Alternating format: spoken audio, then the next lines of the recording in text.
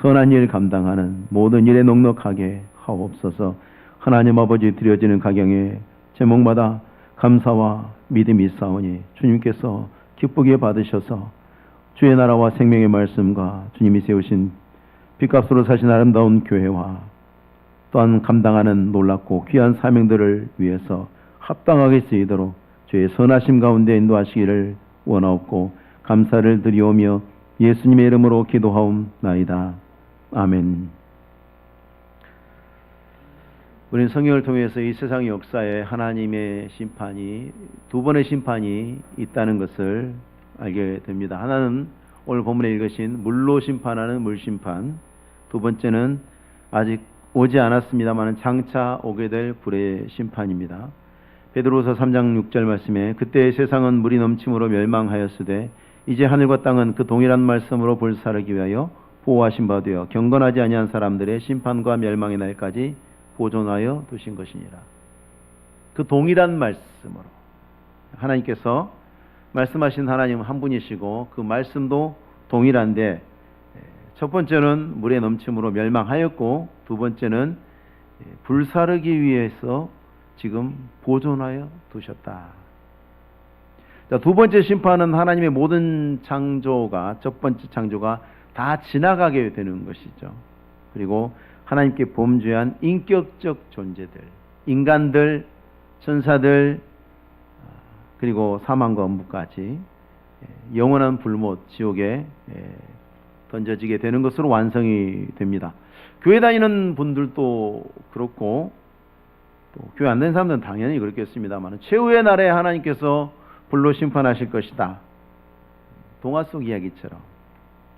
야, 요즘도 그런 이야기 하는 사람이 있느냐라고 꺼려하는 사람들도 있다고 합니다. 그러나 과연 그러한가? 심판도 심판이지만 지옥불에 대해서 이야기하면 더더욱이나 거부감을 갖는 사람들이 많다고 하죠. 거부감을 갖는다 해서 우리가 전하는 것을 멈춰야 되는 것도 아닙니다. 우리가 분명히 알아야 할 것은 모든 인간은 누구나 죄인이고 죄를 용서받지 못하고 죽는 인간은 지옥불에 들어간다는 것은 피할 수 없는 사실입니다. 한 번도 있지 않았고 내가 본 적이 없고 경험하지 않았다 그래서 없을 것이다. 소돔과 고모라가 멸망할 때 무슨 하늘에서 유황불이 떨어지느냐, 그런 일이 세상에 어디 있느냐. 예, 일어났죠. 하나님 말씀하시면 말씀대로 됩니다. 거기는 불과 유황으로 타는 못에서 세세토록 밤낮 고통을 당하게 될 것이다. 주님이 그렇게 말씀하셨습니다. 마가복음 9장에 만일 내 눈이 너를 범죄하게 하거든 빼버리라. 한 눈으로 하나님 나라에 들어가는 것이 두 눈 가지고 지옥 가는 것보다 낫다고 하셨죠. 구더기도 죽지 않고 불도 꺼지지 않고 사람마다 불러서 소금치듯함을 받으리라. 영원한 불심판의 앞에서 예표적으로 이루어진 것이 홍수 심판의 내용이죠. 그래서 우리는 홍수 심판을 통해서 우리가 세상을 분별하고 우리의 믿음을 굳세게 하고 우리가 어떻게 준비해야 하는 것이 배울 수 있는 그런 시간이 될 것입니다. 세상 사람들은 절대 인정하려고 하지 않을 것이고 또 교회 다니는 사람들조차도 그건 좀 그렇다라고 생각할 수 있는 그런 생각이 있습니다. 교회가 세상의 유일한 소망이다. 왜 교회가 세상의 유일한 소망인가? 교회 안에만 구원을 찾을 수 있고 교회 안에만 구원의 복음이 있기 때문에, 교회에 나와야만 구원의 복음을 들을 수 있기 때문에 그렇습니다. 그렇기 때문에 교회가 몰락하고 교회가 타락한다는 얘기는 이제 그 세상은 소망이 없다는 거죠. 마지막 남은 희망의 등불이 꺼졌다는 이야기가 되겠죠. 하나님이 노아의 홍수로 세상을 심판하시기는 그 이야기를 시작하는 그 첫말미에 뭘 써놓으셨는가? 경건한 자들의 영적 타락을 써놓으셨습니다. 2절 말씀에 하나님의 아들들이 사람의 딸들의 아름다움을 보고 자기들이 좋아하는 모든 여자들을 아내로 삼는지라. 이 하나님의 아들은 경건한 셋의 후손들을 가리키는 말입니다. 가인의 손에 아벨이 죽었어요. 하나님께서 그래서 아담과 하와에게 셋을 주시죠. 그때 아담이 뭐라고 하냐면 내가 낳았다라고 하지 않고 하나님이 내게 주셨다라고 이야기를 합니다. 하나님이 주셨다. 그러니까 하나님이 택하셔서 존재하게 하신 영적 계보를 잇는, 경건한 영적 계보를 잇는 자손이란 얘기죠. 그렇게 셋의 아들 에노스가 나오고 그 후손들이 세상에 나타날 때 하나님께서는 그들을 어떻게 특징 지으셨냐면 하나님의 이름을 부르는 사람이다 라고 특징을 지으셨습니다. 소위 말하면 이들은 예배하는 사람들이었다는 뜻입니다. 예배하는 사람들. 우리가 모여서 기도하고 찬송할 때 주의 이름을 부르지 않습니까? 여호와 이름을 부른다는 얘기는 예배하는 사람들이라는 뜻이에요. 그때 사람들이 비로소 여호와 이름을 불렀더라. 그때 비로소 불렀더라. 다른 사람들은 안 불렀더라.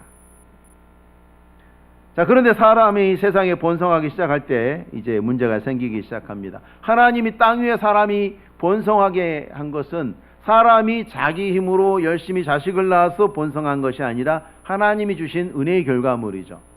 우리 성경에는 그냥 낳았다 이렇게 번역이 되어 있습니다만은 이 번성하게 하셨다라는 뜻입니다. 번성하게 하셨다.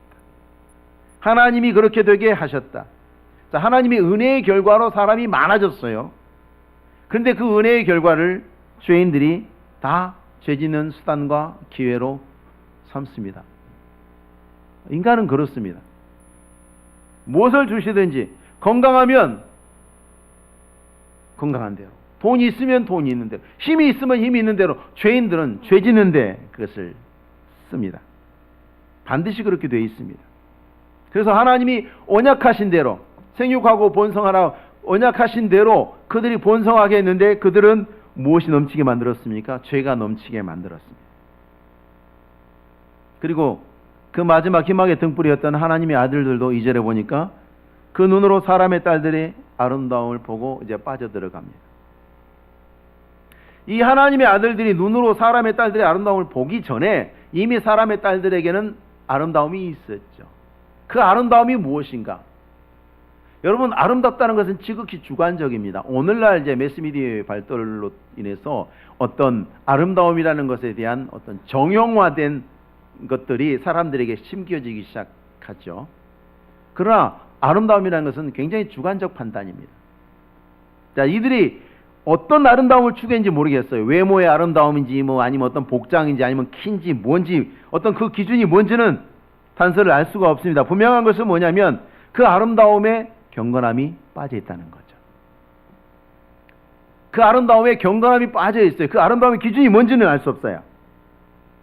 자, 범죄한 세상의 사람들이 그렇게 하나님 없이 전혀 경건함이 배제된 그런 아름다움을 추구하고 있었다는 거죠. 그게 먼저 있었는데, 자, 하나님의 아들들이, 하나님의 이름을 부르던 하나님의 아들들이 안타깝게도 하나님이 없어도 경건하지 않아도 아름답다고 하면은 좋다라고 생각하기 시작한 것입니다.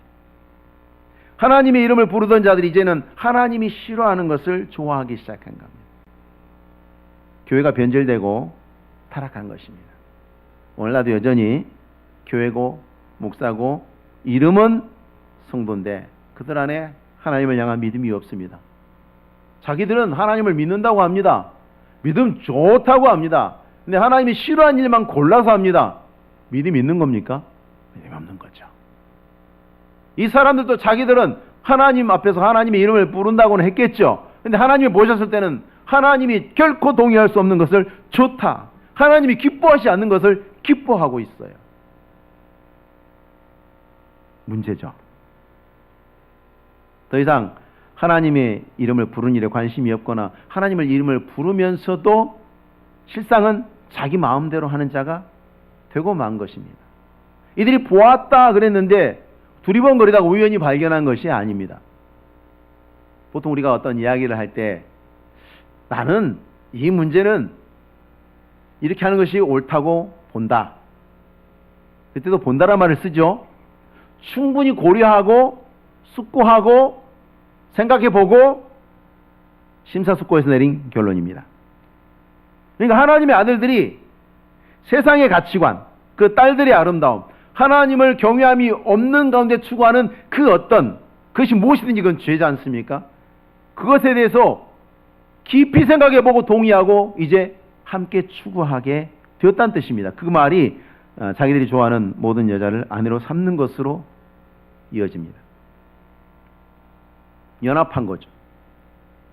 자, 하나님을 부르는 경건, 곧 신앙의 몰락은 삶의 모든 곳으로 확산이 돼서 혼란이라는 결과를 낳습니다. 반드시 그렇게 됩니다. 세상이 아무리 어지러워도요, 교회가 믿음의 중심을 탁 붙잡고 교회가 참으로 하나님을 경외하는 가운데 진리 위에 서 있으면 빛과 소금이 됩니다. 여전히 세상은 죄를 짓고 있더라도 교회를 보면서 희망의 등불을 발견할 수 있습니다. 그 불은 꺼지지 않습니다. 교회가 지키고 있으면 꺼지지 않습니다. 그런데 하나님의 이름을 부르던 이 셋의 후손들이 세상의 가치관에 주목하고 그 가치관에 동의하고 이제 그 가치관을 자기 삶으로 적극적으로 추구하게 될 때에 그 다음에 일어나는 일이 가정의 체계가 무너집니다. 하나님이 주신 첫 번째 축복, 생육하고 번성하라.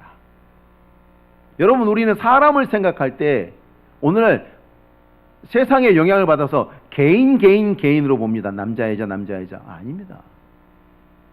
그 자체로 불완전해요. 결혼을 통해서 가정을 이룰 때 하나님이 보셨을 때 보기 좋은 거예요. 온전한 거예요, 그게. 그래서 가장 작은 단위는 가정으로 볼 수 있어요. 그런데 그 체계가 무너집니다. 자기가 좋아하는 모든 여자를 아내로 삼는다는 말은 내 마음에 드는 사람하고 결혼했다는 뜻이 아닙니다. 자신의 상태나 상대방의 상태를 전혀 고려하지 않는 방종을 말하는 것입니다. 무슨 말인고 하니, 자기가 좋아하는 모든 여자를 아내로 삼는다. 자, 내가 아내가 있어요. 상관없어요. 저 사람이 남편이 있어요. 상관없어요. 그 뜻이에요, 여러분. 내가 아내가 있거나 말거나 저 사람이 좋으면, 저 사람이 남편이 있거나 말거나 저 사람이 좋으면, 자, 입장이 바뀌어서 아내가 됐어도 마찬가지죠. 하나님 아들들마저 타락함으로 하나님이 창조하실 때 제정하신 그 결혼과 가정의 질서가 완전히 무너져 버리는, 인간의 가장 기본 단위가 무너져 버리는, 그로 인해서 뒤따르는 사회적 혼란이 대가로 지불이 되죠. 여러분, 미국 사회가 성적 타락으로 해서 미국의 수많은 가정들이 깨지고 파괴되고 그 가운데서 태어나서 자란 아이들 세대들이 지금 미국 사회가 범죄로 더욱 어려움을 겪게 만드는 그 기성세대들, 지금 미국의 40대, 50대, 60대들이 바로 그때 태어난 사람. 미국의 도덕적 몰락은 바로 그 파괴된 가정들로부터 말미암지 않습니까? 자, 하나님의 아들들이 그렇게 믿음이 무너지고 세상의 타락과 경건의 몰락이 이루어졌을 때에 그들의 가정이 파괴돼서 그 가정에서 태어난 아이들이 어떤 사람이 되었는가? 그들은 용사라. 그들은 용사라. 고대에 명성이 있는 사람들이었더라. 9시 뉴스에 나오면 다 좋은 겁니까? 신문의 일면을 장식하면 다 좋습니까? 이거 얼마든지 할 수 있어요. 아주 손쉬워요. 그냥. 예. 뭐 63빌딩 가서 휘발유통 갖고 와서 불질러도요, 여러분 9시 뉴스에 나와요. 아마 일면 첫 꼭지로 나올 거예요. 난리 한번 쳐보세요, 가서. 그것도 유명한 거예요, 여러분. 그것도 유명한 거예요. 여기서 말한 유명한이 그런 거예요. 그 가정에서 태어나서 자라는 이 사람들이 자기가 가진 재능들을 가지고 다른 사람을 섬기고 돌보는 것이 아니라 그것으로 난폭하게 군림하고 억압하고 착취하고 다른 사람을 압제하고 아주 악명이 높은 사람들이 되었다는 것입니다. 유명해? 모든 것을 하나님이 은혜로 주셨는데 그 하나님의 은혜에 대한 책임감이나 사명감 같은 것은 찾아볼 수가 없습니다. 이건 주먹만 말하는 게 아닙니다. 그 모든 종류의 권력들, 하나님이 나를 똑똑하게 하셨으면 나보다 덜 똑똑한 사람들을 어떻게 도와줄 수 있을까 생각하는 것이 아니라 나보다 덜 똑똑한 사람들을 이용해가지고 내가 어떻게 돈을 더 얻을 수 있을까, 어떻게 속여가지고 저 사람들을 통제할 수 있을까, 그런 궁리를 한다는 얘기죠. 그래서 독점적 권력을 가지게 되면 특히나 더 조심해야 됩니다. 독점적 지위를 갖는, 우리 사회도 그런 사람들 있죠? 조심해야 합니다. 그런 자리에 가면 조심해야 합니다. 얼마나 죄가 큰지 몰라요. 하나님의 아들들마저 세상처럼 타락해서 세상이 되어버렸습니다. 그래서 하나님의 창조 세계가 이제 완전히 죄로만 가득한 지옥하고 똑같은 상황이 되어버렸습니다. 우리가 우리의 자녀들을 양육할 때 자녀들에게 교훈할 때 세상 사람들처럼 말해서는 안 돼요. 넌 뭐가 되라. 판사 되고 검사 되고 의사 되는 것이 중요합니까? 어떤 사람으로 사는 것이 더 중요합니다, 여러분. 똑같은 그런 자리를 갖고 있어도 정말 다른 사람들에게 유익을 주고 사람들에게 존경을 받고 보이지 않는 곳에서 칭송을 듣는 사람이 된다면 얼마나 감사해요. 근데 그것 자체는, 그 직분 자체가 보장해 주는 게 아니에요. 사회를 혼란스럽게 하는 많은 사람들 다 권력 있는 사람들이에요. 사람들에게 손가락질 받고 사람들이 일을 가게 만드는 사람들 다 힘이 있는 사람들이에요. 힘이 있어서가 문제가 아니라 잘못 사용해서 문제 아니겠습니까? 열심히 공부해서 돈 많이 벌고 잘 먹고 잘 살아라? 아니에요. 바르게 살아라. 경건하게 살아라. 하나님 앞에서 부끄럽지 않게 살아라. 우리 믿는 부모는 그렇게 가르쳐야 돼요. 그런데 이 가정들이 더 이상 그렇지 않게 된 거죠. 그래서 그 가정에 자라는 자녀들이 다 용사가 된 겁니다. 다른 사람들을 고통스럽게 하는 용사. 그 사람이 힘이 있기 때문에 더 사람들이 괴롭고, 그 사람이 똑똑하기 때문에 사람들이 더 고통을 받는, 우리는 하나님 앞에서 우리 아이들에게 세상에 대한 책임을 갖고, 교회에 대한 책임을 갖고, 가정에 대한 책임을 갖고, 경건한 사명감을 갖고 살라고 가르쳐야 합니다. 안 그러면 홍수의 심판 때 타락해서 심판을 받았던 그 셋의 후손들처럼 하나님 앞에 악명으로 유명해진 그런 삶이 그들의 결과가 될 것입니다. 하나님이 진노하셔서 홍수로 세상을 심판하시게 했던 그 원인을 5절이 잘 정리해 두었죠. 여호와께서 사람의 죄악이 세상에 가득함과 그의 마음에 생각하는 모든 계획이 항상 악할 뿐임을 보시고, 더 이상 의로움을 찾을 수가 없게 되었다는 말씀이죠. 인간이 전적으로 타락한 상태를 가장 잘 보여주는 대표적인 본문 가운데 하나가 오늘 5절의 말씀입니다. 사람의 마음은 감정, 지식, 의지 다 포함하는 거죠. 그리고 그 마음은 이제 말과 행동으로 나타납니다. 하나님의 특별하신 개입이 없으면 인간은 반드시 그 모든 마음이, 그 생각이, 그 판단이, 그 행동이 참혹할 뿐입니다. 그때도 그 사람들은 자기 스스로 악한 눈으로 판단을 하기 때문에 자기가 생각하는 것과 말하는 것과 행동하는 것이 문제가 없다고 생각하는 거죠. 심각하지 않다고 여기는 거죠. 내가 뭘, 이 정도면 됐지, 나만큼은 살라고 그래. 세상에 나가서 여러분 만나보십시오. 다 그런 생각 갖고 있어요. 나 정도는 잘 살고 있다고 다 생각합니다. 하늘을 우러러 부끄럽지 않다고 생각합니다. 그들은 하나님의 심판의 경고가 있었음에도 조금 더 회개하거나 상황을 개선하려고 하지 않았기 때문에 그들 안에 있는 악이 끊임없이 넘쳐서 세상을 더럽혔습니다. 그렇기 때문에 노아가 하나님의 경고를 받아서 사람들에게 알리고 그렇게 말을 했음에도 불구하고 어떻게 했습니까? 120년 동안 아무도 회개하지 않았습니다. 하나님 명령대로 노아는 120년 동안 방주를 만들었지 않습니까?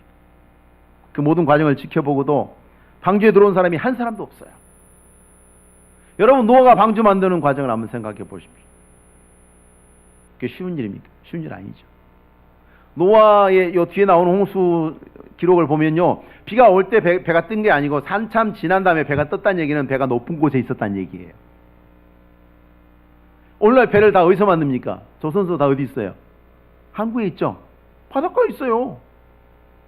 설악산 꼭대기에서 만들어가고 배 갖고 내려갑니까? 지리산 꼭대기에서 만들어서 배 끌고 내려갑니까? 바닷가로? 그렇게 하지 않지 않습니까? 그래서 옛날에 나무로 배를 만들 때도 나무를 베어서 강으로 나무를 띄어서 바닷가로 끌고 가서 거기서 배를 만들었어요. 근데 노아는 산 위에 배를 만들어야 돼요.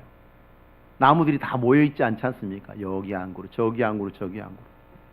그 나무를 베어서 끌고 올라가면서 산으로 아무도 하지 않았던 행동을 하고 있는 거예요. 상식적으로 안 맞는 일을 하고 있는 거예요. 우리 그런 거 보면 궁금하잖아요. 궁금해요. 물어보지 않겠어요? 노아가 말했겠죠. 심판이 있다. 홍수가 있다. 120년 뒤에. 120년 동안 그렇게 하고 있는데, 노아와 그의 가족들을 제외하고는 그 시대에 그 세상에 살았던 어느 누구도 하나님의 두려운 심판을 두려워하고 깨닫고 그렇게 심판받을 만큼 우리가 죄와 악으로 가득 차 있다는 현실을 인정하지 않았어요. 예레미야 13장 말씀에 구스인이 그의 피부를 표범이 그의 반점을 변하게 할 수 있느냐? 할 수 있을진데 악에 익숙한 너희도 선을 행할 수 있으리라. 인간의 본성이 하나님의 특별하신 게 임하심이었으면 인간은 이렇습니다. 그런데 이상하게 인간이 범죄했어요. 인간이 타락했어요. 그래서 하나님이 인간을 심판하시는데 왜 인간들과 함께 온 세상의 모든 피조물들, 생명체를 심판하시기로 했을까? 과연 그의 정당한 결정일까? 정당한 결정이었겠죠. 하나님께서 부당한 일을 하시지는 않습니다. 왜 그의 정당할 것인가? 7절 말씀 보시면 이르시되 내가 창조한 사람을 내가 지면에서 쓸어버리되 사람으로부터 가축과 기는 것과 공중의 새까지 그리하리니 이는 내가 그것들을 지었음을 한탄함이니라 하시니라. 물고기가 제외되었죠. 왜냐하면 최종 심판, 불심판 때는 모든 것이, 이 모든 우주가 다 끝나버립니다. 다 사라질 것입니다. 그것을 예표하는 것이기 때문에 제한적입니다. 하나님의 심판이 제한적입니다. 인간이 아닌 피조물들은 인격을 가진 존재가 아니에요. 인격을 가진 존재가 아닌 존재는 죄를 지을 수가 없어요. 그 도덕적 가치의 적용을 받지 않습니다. 그런데도 불구하고 자연의 모든 피조물들은 인간에게 속해 있잖아요. 하나님께서 아담과 하와에게 주셨단 말이죠. 인간들이 그것들의 대표자로서 그 모든 피조물들을 다스리는 권세를 부여받았기 때문에 그 대표성으로 인해서 범죄한 인간과 함께 심판을 받는 겁니다. 로마서 말씀에 분명하게 그걸 기록해 놨었어요. 로마서 8장 22절에 피조물이 다 이제까지 함께 탄식하며 함께 고통을 겪고 있는 것을 우리가 아느니라. 아담 안에서 모든 사람이 죄인이 되었죠. 그리스도 예수 안에서 모든 사람이 구원 얻는 것도 같은 원리입니다. 분명한 것은 이 대표성의 원리가 적용되고 있다는 것이죠. 아담 안에서 모든 사람이 죽은 것 같이 그리스도 안에서 모든 사람이 삶을 얻으리라. 이와 같은 원리에 따라서 심판이 진행되는데 왜 하나님은 심판을 선언해 놓으셨고 심판을 결심하시고 선언하셨는데 즉각 실행하시는 데는 왜 120년의 시간을 두셨을까? 죄를 회개할 기회를 주기 위해서 하나님이 즉각적 심판을 유예하신 것입니다. 시편 76편 말씀에도 주께서는 경외받을 이시니 주께서 한번 노하실 때에 누가 주의 목전에 서리이까? 주께서 하늘에서 판결을 선포하심에 땅이 두려워 잠잠하였나니. 하나님이 심판하시면 누구도 말할 수 없는, 심판 자체가 목적이면 바로 심판하셔도 전혀 부당하지 않고 그렇게 하시는 게 오히려 더 효과적일 것 같죠. 근데 하나님은 경고만 하시고 시간을 유예하셨어요. 그게 하나님의 자비하심입니다. 하나님의 자비하심에도 불구하고 악한 죄인들은 조롱거리를 샀습니다. 분명히 그렇게 됩니다. 로마서 2장 4절 말씀, 네가 하나님의 인자하심이 너를 인도하여 회개하게 하심을 알지 못하여 그의 인자하심과 용납하심과 길이 참으심이 풍성함을 멸시하느냐. 실제로 홍수가 시작되었을 때 노아의 홍수를 피해서 방주 안에 들어온 사람이 하나도 없다고 했지 않습니까? 그 사람들이 하나님의 자비하심을 비웃었던 거예요. 조롱했던 거예요.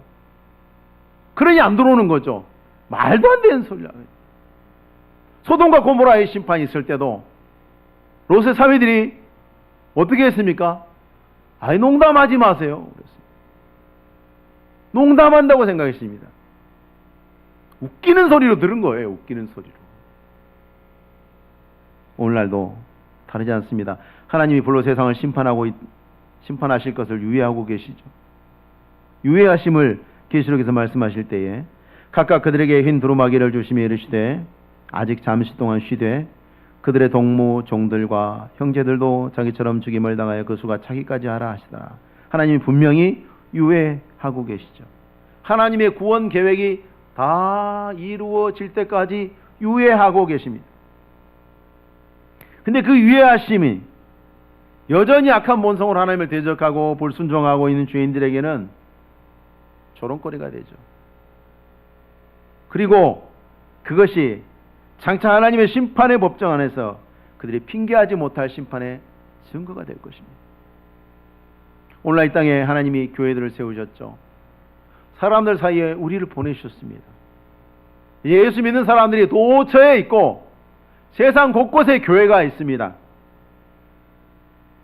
다가올 불심판에 대한 증거입니다. 회개하지 않으면 심판을 받을 것이다. 교회의 존재가 외치고 있는 메시지입니다. 그렇게 외치지 않는 곳은 교회가 아니죠. 믿고 죄사함을 받지 않는 사람들은 멸망을 당할 것이다. 교회가 외치는 메시지입니다. 그런 복음을 말하지 않고 다른 이야기하고 있는 것은 침묵단체죠. 교회가 될 수 없습니다. 노아의 방주처럼 지금도 사람이 모를 수 없는 그 수많은 증거들, 그 증거들이 결국은 나중에 하나님을 반역하고 자기 마음대로 살아가는 죄인들에게 심판의 증거로서, 핑계하지 못할 증거로서 드러날 것입니다. 근데 우리는 이 하나님의 막을 수 없는 이 진노와 다가올 홍수 심판의 이 절망적인 분위기 속에서도 노아에게 어떤 특별함이 있는 것을 발견하게 되죠. 8절 말씀에 하나님께서 쭉 암울한 상황을 쭉 이야기하시고 8절 말씀에 그러나, 여기서 이제 반전이 일어나죠. 그러나 노아는 여호와께 은혜를 입었더라. 여호와께 은혜를 입었더라.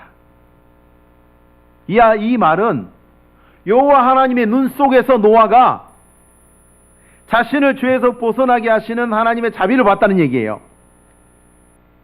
그런 의미예요. 짧은 말씀입니다만은 노아는 여호와께 은혜를 입었다. 이게 무슨 말인고 하니 노아가 하나님의 눈 속에서 자기를 구원하시는 하나님의 자비하심을 봤다. 우리가 살기가 등등한 눈과 사랑하는 자녀들을 바라보는 부모의 따뜻한 눈과 눈이라고 이야기하죠.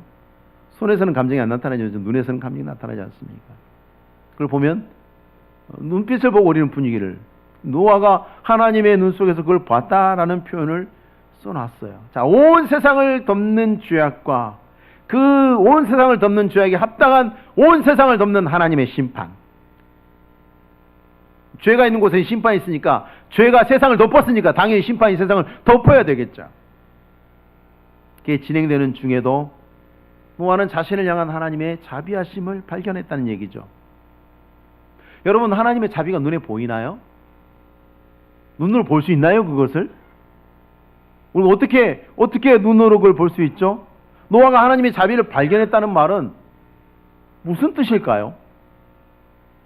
눈으로 안 보이는데 어떻게 알죠? 다가올 두려울 심판의 말씀이 있을 때 노아와 노아의 가족들은 그 말씀을 믿고 방주를 준비했습니다. 노아와 그 가족들이 방주를 준비하기 위해서는 정말 많은 것을 포기하고 희생하는 것이 필요합니다. 여러분, 노아에게도 여전히 땅은 저주를 받았어요. 노아는 특별한 존재니까 여러분, 예수 믿고 신앙생활 잘하는 분의 논에는 겸혈규가 안 생기나요? 믿음이 좋은 장로님이 가꾸는 밭에는 고추 입마름병이 안 생기나요? 생겨요. 모든 사람에게 땅은 저주를 받았어요. 여전히 저주를 받았어요. 노아도 역시 땀을 흘려야 먹을 수 있다는 데에서는 차이가 없어요. 노아는 방주 언제 만들었을까요? 남들처럼 먹고 살기 위해서 일 다 하고 남들 놀 때, 남들 쉴 때, 남들 즐길 때, 남들 잘 때, 그 시간에 방주 만든 거예요, 여러분. 그 시간에 만든 거예요. 그게 쉽겠어요, 여러분? 전업으로 한 게 아니에요. 노아의 전업이 아니에요. 방주 만든 건 노아의 부업이에요. 어떻게 보면 사람들이 봤을 때는 그 부업인 거예요. 더군다나 그 부업이 쉽습니까? 산 위로 나무를 끌고, 하나하나 나무를 끌고 올라가야 됐습니다. 8가족이 8 식구만 가지고 나무를 깎아서 다듬어서 배를 만들어야 됩니다. 쉽습니까? 어렵습니다. 근데 왜 그렇게 했을까요? 노아는 하나님 말씀 믿으니까. 믿음이 그렇게 하는 거예요. 믿음이 그렇게 만드는 거죠. 여러분 여기 왜 나왔습니까? 예수 믿는 거 신앙생활 다릅니까? 똑같아요, 여러분. 목사처럼 교회를 돌보는 일을 위해서 전념하는 사역자를 빼고 성도들은 다 생업이 있지 않습니까? 일주일 내내 고생하다 왔습니다. 수고하다 왔습니다. 근데 교회 와서 또 일하래. 그렇잖아요. 일만 하라고 합니까? 또 헌금 안 해. 수시로 불러서 잠자지 말고 와서 예배드리라고 그러고 기도하라고 그러고. 쉬워요? 솔직히 어려운 일이에요. 솔직히 어려운 일이잖아요. 나도 놀러 가고 싶고 나도 즐기고 싶고 나도 쉬고 싶은데 하잖아요. 왜 합니까? 믿음 때문에 하는 거예요. 믿음이 없는 사람은 교회에 와서 앉아 있는 것도 힘들어요. 바로 앞에 교회가 있어도 안 가잖아요. 믿음 있는 사람들. 노아의 방주도 마찬가지. 노아는 믿음이 있으니까 120년 동안 방주를 만들고, 믿음이 없는 그 사람들은 노아가 다 방주 만들어 놓은 거 걸어 들어가기만 하면 되잖아요. 하나님이 노아한테 방주를 만들려고 그랬죠. 다른 사람들은 만들려고 안 했어요. 노아의 메시지를 듣고, 노아의 말을 듣고, 야, 홍수 심판이 온단다. 노아가 방주 만드네. 나 다 만들어 가는 것 같은데 나도 들어갈까? 막았을까요? 하나님 안 막죠. 아무도 안 들어와요. 왜? 믿음이 없으니까. 여러분 평일날 열심히 일하고 수고하고 그럼에도 나와서 주일날 힘들게 교회 섬기고 하나님이 새 힘과 새 능력 주시니까 다시 우리가 지치지 않고 피곤치 않고 넘어지지 않고 쓰러지지 않고 세상 가서 신앙생활 합니다마는 우리는 그 일을 하고 있습니다. 있는 돈 없는 돈 다 헌금 들여서 예배당도 세우고 믿음이 있으니까 하는 거죠. 믿음 없으면요 걸어 나와서 앉아있는 것도 못한다니까요. 노아 방주 그냥 몇 걸음만 걸어가면 들어갈 수 있잖아요. 한 사람도 안 들어와요. 어떤 사람은 120년 동안 방주 만들고. 무엇이? 믿음이 그것을 갈라놓습니다. 단 한 번도 일어나지 않았던 홍수가 있을 거라는 하나님의 말씀을 믿고 그대로 순종한 거죠. 그와 반대로 세상에 가득한 사람들은 어느 누구도 홍수 심판을 믿지 않았습니다. 그 말씀, 하나님 말씀을 믿지 않았습니다. 그렇게 대단한 순종을 요구하지도 않았는데도 불구하고 방주로 걸어 들어온 순종조차 하지 않습니다. 믿음이 없으니까. 믿음이 있는 사람은 120년 동안 그 수고로운 방주 만든 일도 기꺼이 하는 거고 믿음이 없는 사람은 죽어도 못하는 것입니다.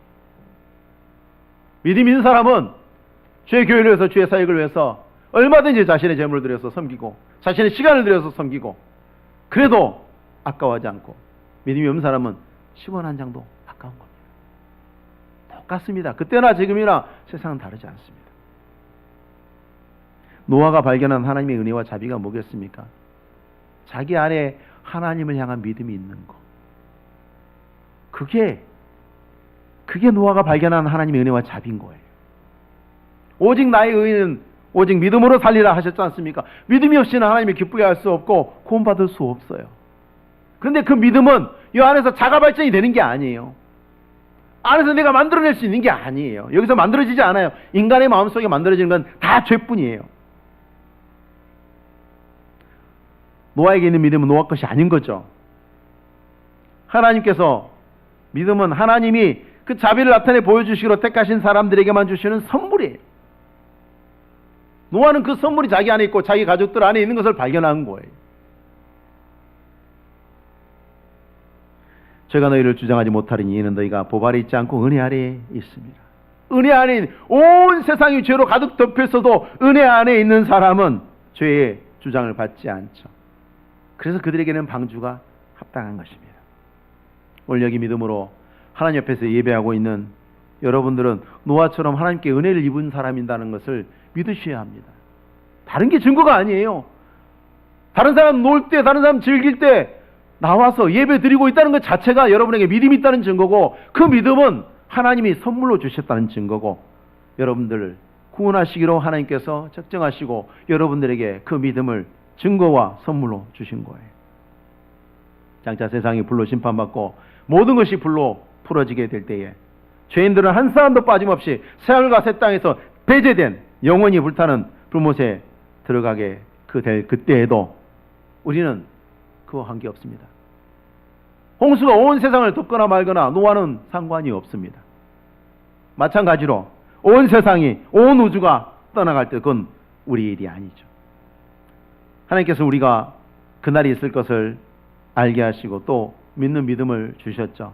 심판의 날을 준비하는 삶을 살게 하셨죠. 하나님 우리에게 노아 방주 만들라고 하지 않았습니다. 노아에게는 방주를 만들라 하셨고 우리의 삶도 심판을 대비하는데 어떻게 해요? 하나님의 거룩함을 따라 살라고. 이미 하나님께서 노아에게 믿음을 주셨기 때문에 이미 노아와 노아의 가족은 이미 구원을 받았어요. 그리고 그들에게 이미 방주를 만들라고 명령하셨을 때 이미 그들의 마음속에는 방주가 있는 거죠. 우리 이미 구원받은 백성이에요. 무엇으로 구원받는지 세상에 보여주어야 되죠. 방주가 우리에게 구원이 되고 그 방주는 우리 믿음에서 나온 것처럼 우리에게 거룩함으로 살라고 명령하십니다. 거룩함은 우리의 믿음에서 나오는 거거든요. 하나님의 말씀의 믿음에서 나오는 거거든요. 그것을 세상에 증거하라고. 누가 보더라도 우리의 거룩함을 통해서 전혀 돈이 되지 않아요. 유익하지 않아요. 세상에서 세상 사는데 별로 보탬이 되지 않아요. 거룩하게 사는 거는. 그럼에도 불구하고 왜 저들은 거룩하게 살까? 장차 심판이 있을 것이고 하나님께서 우리에게 거룩함으로 그날을 준비하라고 말씀하셨다. 이렇게 우리가 심판을 준비하고 있다는 것을 알 수 있도록 하기 위해서 우리를 이 땅에 두셨고 그렇게 명령하셨습니다. 노아의 때처럼 많은 사람들이 교회 안에서 참된 신앙을 버리고 자신이 세상이 되어서 악을 즐거워하고 심판으로 나아갈 것입니다. 하나님의 아들들이 사람의 딸들의 아름다움을 보았던 것처럼 오늘날에도 그럴 것입니다. 참 신앙을 버릴 것입니다.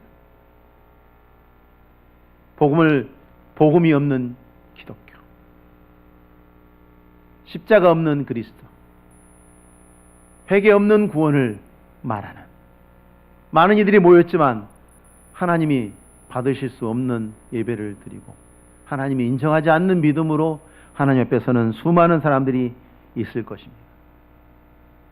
그날이 오고 있을지라도 우린 여전히 우리 믿음의 자리를 굳게 지키고 하나님께서 주신 말씀을 붙들고 이 세상과 하나님 앞에 증거가 되는 노아처럼 하나님께 은혜를 입는 사람으로서 승리하시는 우리 성도님들 되시기 바랍니다. 기도하겠습니다. 거룩하신 하나님 아버지 감사합니다. 우리 안에 믿음을 주셔서 그리스도 예수를 믿고 알게 하시고 노아와 같이 거룩함으로 주님의 때를 준비하게 하셨습니다. 두 번째 올 심판은 불심판으로 땅에 있는 모든 것들이 이 세상의 모든 것들이 사라질 것입니다. 노아의 심판으로 예표로 보여주신 같이 우리가 두렵고 떨리는 마음으로 우리에게 주신 믿음을 따라 살 때에 온 세상을 심판이 덮을 때에도 노아의 방주가 안전하였던 것처럼 믿음의 사람들에게 하나님께서 은혜를 베푸실 줄 믿습니다. 하나님이 우리가 이 믿음을 지키며 살게 하시고 또 이 믿음으로 세상에 증거가 되어 살게 하옵소서. 감사를 드리며 예수님의 이름으로 기도하옵나이다. 아멘. 찬송가 400장입니다.